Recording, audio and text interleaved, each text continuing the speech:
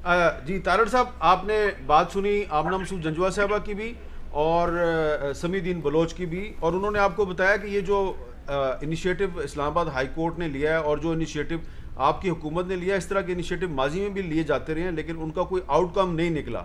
तो इस मरतबा आप क्या डिफरेंट करेंगे कि इनकी उम्मीदें पूरी हो सकें?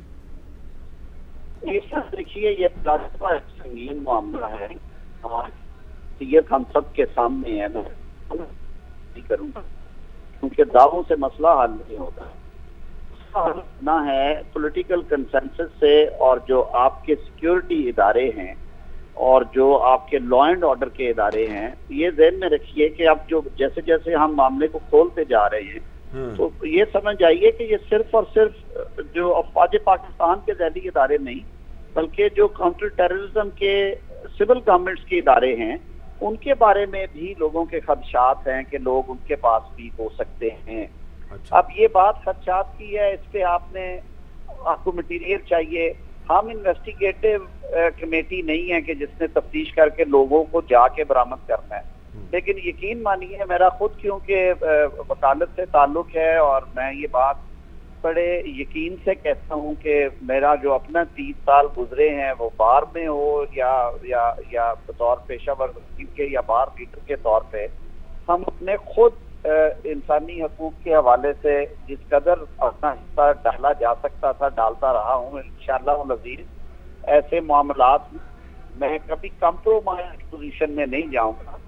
हमने माजी आपके सामने है, मैंने मोहतरमा आसमा जहांगीर साहिबा के साथ बहुत करीब के काम किया है और हमेशा इन तबकात के लिए हमने आवाज उठाई और उठाता रहूंगा इंशाल्लाह। मेरी जो कैपेसिटी है एक बार लीडर की या वकील के तौर पे, उस हैसियत में भी मैं आज भी अंडर ऑब्लिगेशन हूँ। गवर्नमेंट का नुमाइंदा होने की हैसियत से तो हूँ ही हूँ कि इस पे कोई जो भी बेहतर पेशरफ्त हो सके वो करे।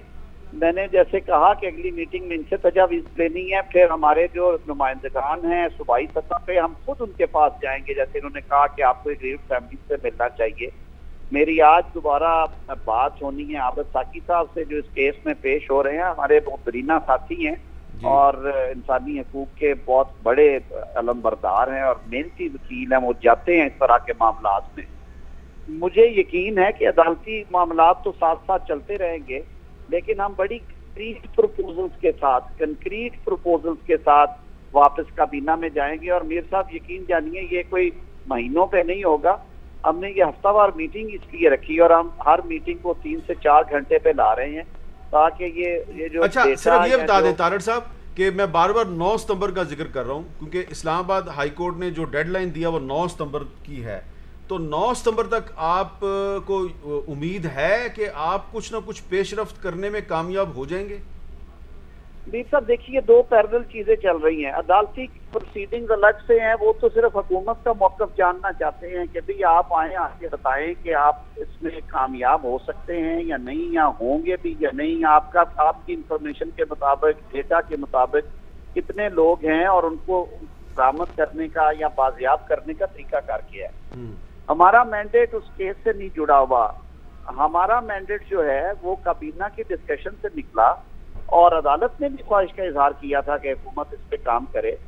हम तो एक पैकेज लेके जाएंगे जिसमें लेजिस्लेशन में समझता हूँ सबसे बड़ा एक काम है जो होने वाला है कि आप कानून साजी करके जब तक एक रास्ता नहीं फराम करेंगे।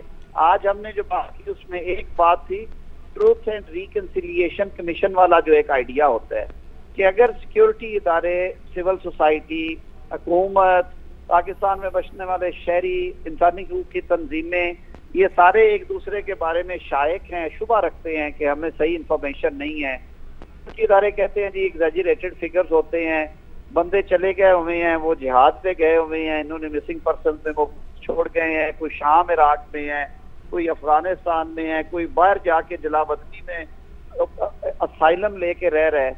वो बातें भी ठुकराई नहीं जा सकती, लेकिन जाहिर बातों में उतना वजन नहीं होता। अगर किसी के करीबी अजीज का उनसे राब्ता हो जाए तो वो क्यों दर बदर